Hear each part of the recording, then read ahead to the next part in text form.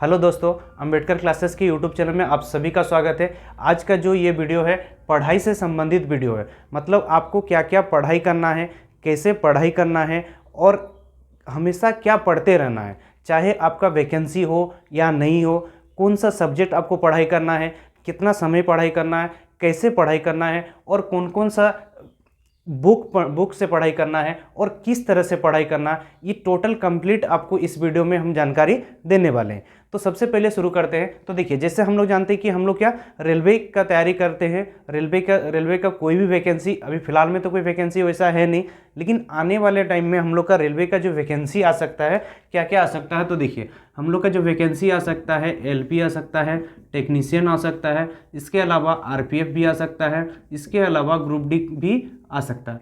तो ये सभी एग्ज़ाम से रिलेटेड आपको कौन कौन सा सब्जेक्ट पढ़ना है, किस तरह से पढ़ना है, कितना समय पढ़ना है, और ये सभी वीडियो में बताएंगे आपको। तो सबसे पहले बताएंगे ये सभी का सिलेबस लगभग क्या होता है समान, थोड़ा थोड़ा सब में थोड़ा सा चेंज रहता है, लेकिन आपको बोल रहा जाता है कि हमेशा क्या पढ़ाई करते रहना चाहिए। जो ये तीनों सब्जेक्ट, तीनों जो सभी एग्जाम सब के लिए, जैसे इसके साथ साथ आपका एनटीपीसी भी अगर रहेगा, एनटीपीसी भी रहेगा, तब भी आप क्या कर सकते हो, कवर कर सकते हो। ये सभी एग्जाम के लिए आपका, तो यहाँ पर हम इसमें 3 सब्जेक्ट आपको रखेंगे। सबसे पहला देखिए रीजनिंग रखेंगे, दूसरा में मैथ और तीसरा में जीके। देखिए सबसे पहले क्या रखेंगे, रीजनिंग, दूसरा में मैथ और तीसरा में जीके। अब देखिए, जीके को हम लोग 3 पार्ट में इसको डिवाइड कर सकते हैं। आपको 3 पार्ट में इसको डिवाइड कर सकते हैं। जीके को हम क्या करें, तीन भाग में रखें।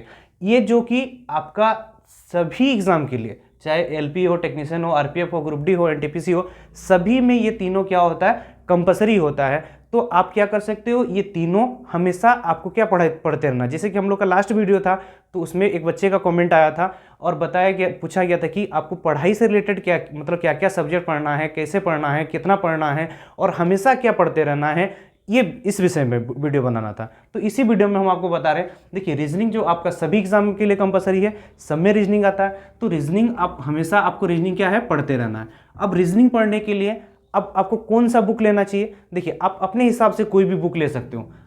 कोई बुक, सब बुक क्या है, अपने में कंप्लीट है। आप रीजनिंग का कोई भी बुक एक ले लो। आपके पास एक क्या होना चाहिए, बुक होना चाहिए। आप इसको रीजनिंग को 2 टाइप से पढ़ सकते हो, एक बुक से पढ़ो और दूसरा सेट से पढ़ो।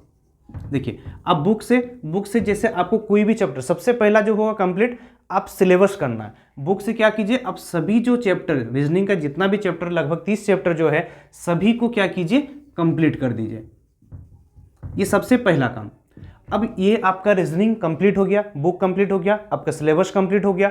तो दूसरा अब चालू करेंगे सेट, रोज का सेट। आप रोज का 2 सेट बना सकते हो। जैसे अगर आप एलपी का तैयारी कर रहे हो, टेक्नीशियन का तैयारी कर रहे हो, या आरपीएफ का कर रहे हो, या ग्रुप डी का कर रहे हो, तो उसी आधार पर आप प्रीवियस ईयर भी आप यहाँ पर रख सकते हो। रोज का आप 2 सेट, मतलब लगभग आपका 1 घंटा का सेट आप बना सकते हैं। 1 घंटा भी नहीं लगता। रीजनिंग का कोई भी सेट आपका 20 से 25 मिनट में कंप्लीट हो जाता है। अगर 20 से 25 मिनट में एक सेट कंप्लीट कर लेते हो, तो 2 सेट 3 सेट आप 1 घंटा के अंदर में आप आराम से बना सकते हो। लेकिन कंपलसरी आप क्या करो, रोज 2 सेट का लगाओ। इससे क्या होगा, रीजनिंग आपका हमेशा फुल प्रिपेयर रहेगा। अब यहाँ सेट लगा रहे, जो भी चैप्टर आपको कमजोरी लगा, क्या कीजिए, आप बुक में जाके उसका कंप्लीट, उस चैप्टर वाइज उस चैप्टर को क्या कंप्लीट कर दीजिए। ये था आपका रीजनिंग पढ़ने का तरीका। अब दूसरा है मैथ। अब देखिए, मैथ को भी हम क्या करते हैं, 2 भाग में बांटते हैं।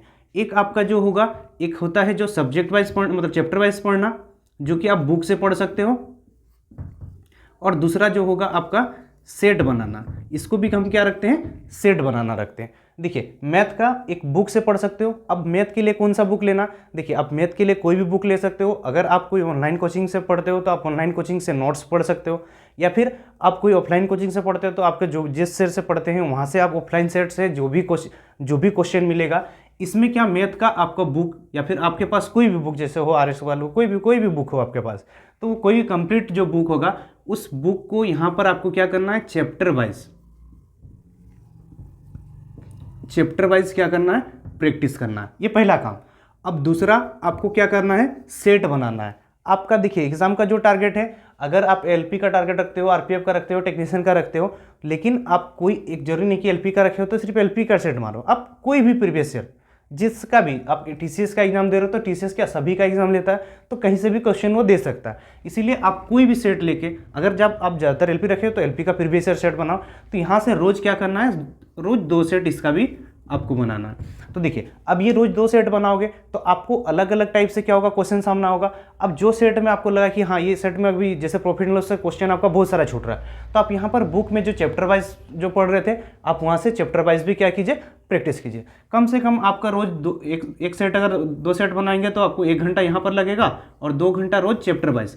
जैसे रोज जो नॉर्मल चैप्टर होगा, जो आसान चैप्टर होगा, उसके लिए आपको 1 दिन लीजिए, और जो थोड़ा बड़ा बड़ा चैप्टर जैसे प्रॉफिट एंड लॉस है, SICI है, तो ये सब के लिए आपको क्या 2-2 घंटा लेना है और इसको खत्म करना। तो मैथ में लगभग आपको क्या 3 घंटा यहाँ पर भी आपको टाइम देने का जरूरत है। नेक्स्ट है आपका जीके। अब देखिए जीके में आपका सभी चीज़ आ जाता है, तो अगर हम जैसे कंपलसरी आपका मतलब जो हमेशा पढ़ते रहना चाहिए उसी पर बोल रहे हैं, लेकिन आपका देखिए एलपी जब हो जाएगा, आरपीएफ हो जाएगा, ग्रुप डी हो जाएगा, एनटीपीसी हो जाएगा, कहीं ना कहीं थोड़ा थोड़ा सिलेबस में चेंज होता है, लेकिन जो कंपलसरी होता है हम उसी का सिर्फ बात कर रहे हैं।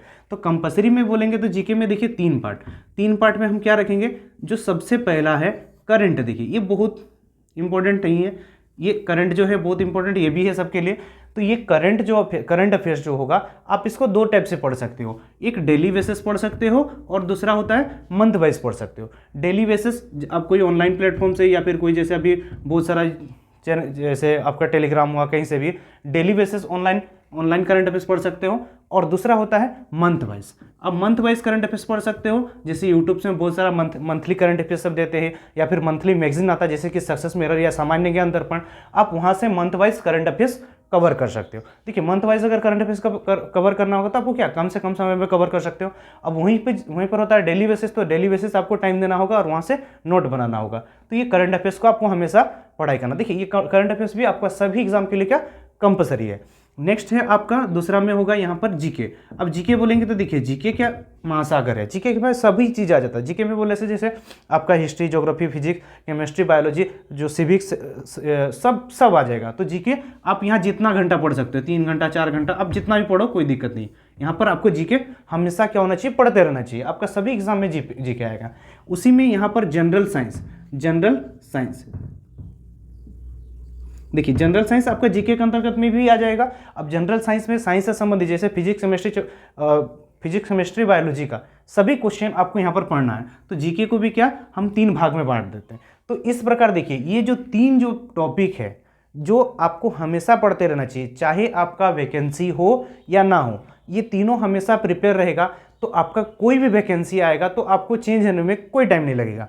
आप देखिए आप चाहे जरूरी नहीं कि आप रेलवे, एलपी टेक्नीशियन, आरपीएफ हो, आप किसी भी क्षेत्र में यहाँ से आप भाग सकते हो। कैसे देखिए, अगर कोई आपका स्टेट वाला भी अगर कोई वैकेंसी आ जाता है, अगर स्टेट वाला भी जैसे भी हम लोग का झारखंड से, अगर झारखंड का कोई स्टेट का वैकेंसी आ जाएगा, आपका रीजनिंग, मैथ, जीके, साइंस, ये तीनों क्या होगा, कंपलसरी होगा। सिर्फ उसमें आपको देखना होगा तो स्टेट वाइज देख लोगे, या फिर जैसे भी जीडी आया, मैथ, रीजनिंग, जीके, तीनों तो कंपलसरी होगा ही होगा। आपको क्या देख लेना होगा, उसमें हिंदी देख लेना होगा।